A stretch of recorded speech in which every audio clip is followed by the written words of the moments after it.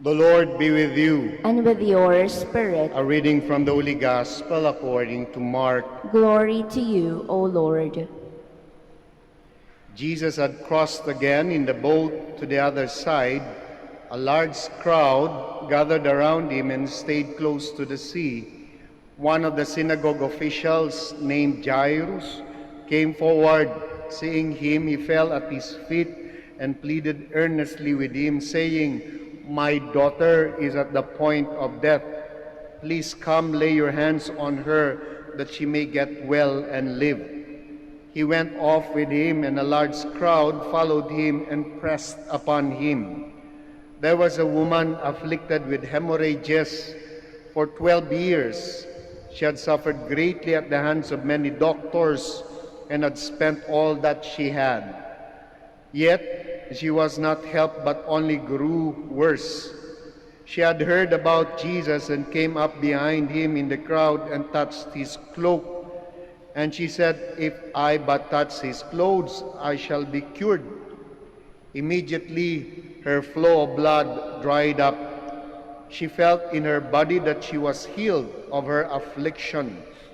And Jesus, aware at once that power had gone out from him, turned around the crowd and in the crowd and asked, "Who has touched my clothes?" But his disciples said to Jesus, "You see how the crowd is pressing upon you, and yet you ask, 'Who touched me?'" And he looked around to see who had done it. The woman, realizing what had happened to her, approached in fear and trembling. She fell down before Jesus and told him the whole truth. And he said to her, "Daughter, your faith has saved you.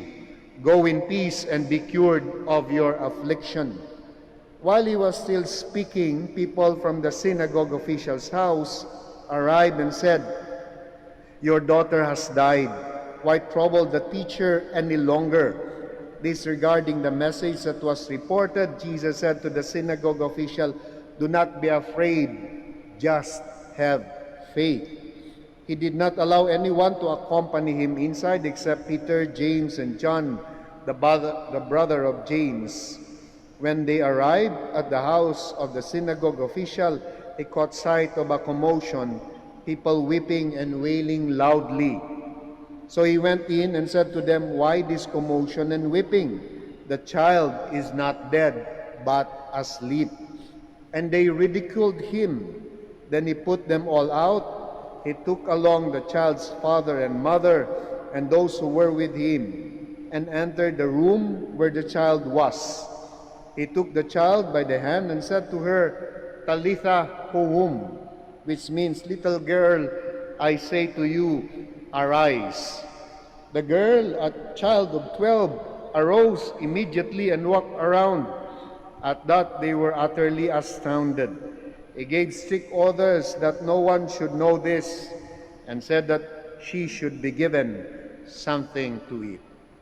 My dear friends, the Gospel of the Lord. Praise to you, Lord Jesus Christ. Please be seated.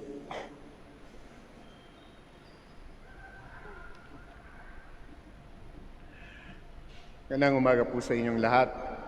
Past couple of weeks, nakaraang 2 linggo, was extremely difficult to us here at the Minor Basilica because death was all around us.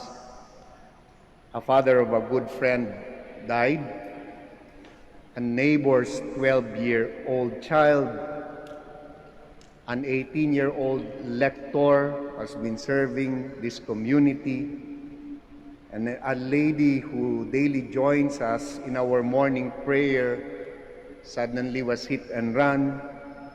And then yesterday, the community of the University of Santo Tomas is mourning the death of a very good campus ministry director.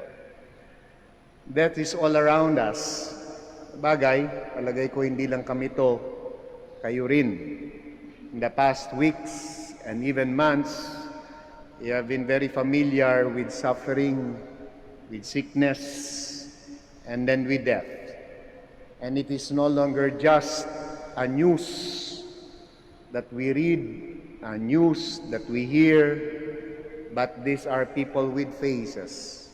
Katrabaho, kapitbahay, kasama sa komunidad, and to some even, death has already and sickness has already entered our homes. They're no longer just in the doorstep, nakapasok na.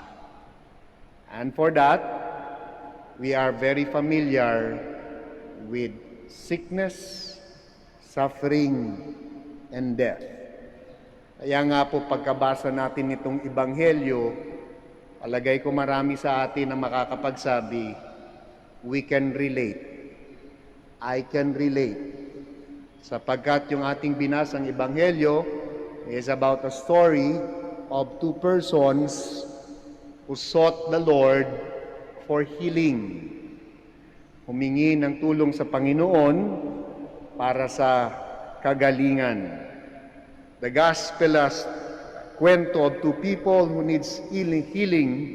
Una, it tells of a story of a father, a person in authority who prostrated before the Lord and then asked him and told him, my daughter is about to die. I need your help. And then the second story is a story of a woman. At yung woman na yon has been battling and then been suffering from hemorrhoids, aagasan for 12 long years. And she went on to many doctors to no avail. And she already spent all her savings and then resources. Kaya walang-wala. But two persons looking for healing, looking for help, and looking for assistance from the Lord. Yung pagkakaiba ng dalawa is very revealing and very instructive, and it tells us so much about what kind of God we have. Yung una, si Jairus is a man. Yung hemorrhagic ay isang babae. Yung pangalawa, yung isa ay person of authority, a synagogue official, may katungkulan, mataas ang katungkulan. At yung pangalawa, yung babae, yung woman, ay walang-wala. No? Walang katungkulan sa lipunan. And even anonymous. Si Jairus had the courage to approach the Lord publicly in front of many people, but humbly. He prostrated himself. The woman doesn't even wanted to be known. If I can only touch the cloak of the tassel of his cloak, yung laylayan man lang, I know I will be healed. One publicly and another in silence. But there is something that is very beautiful and something that is common to both of these. And something na maaaring makatulong sa atin sa pagninilay-nilay natin sa atin ding pagharap sa mga pagsubok, pagdaan sa mga suffering, at sa pagharap sa eventual nating pagbabalik sa Panginoon, our earthly death. The gospel teaches something more than just pain, sickness, suffering, and death. It teaches more about life and about our God. Ayan yung maganda. It teaches more about our God. First, yung brutal reality. Why brutal? Because sickness, suffering, and death come to everyone. Diba? Meron man lang dito na hindi man lang nagka-flu. Hindi man lang nagkasinat. It comes to us. Suffering, we all go through it. Regardless of our position in life. Lahat tayo may pinagdadaanan. Kaya nga marami sa inyo rito kahit na nakikipagbuno dyan sa mga checkpoint, papasok dito talagang see to it that they come here para maiangat, mahingi ng tulong. Kaya po bakit kung ano mang pinagdadaanan ninyo. We all go through that. And more importantly, something that we don't talk all the time is the reality that we will have to face our end, the end of our earthly life. That's the reality, a brutal reality shown to us in the gospel. Regardless of our position, our qualification, stature, meron o wala, mahirap o mayaman, at some point in our lives, we are all visited by sickness, go through suffering, and eventually meet our earthly death.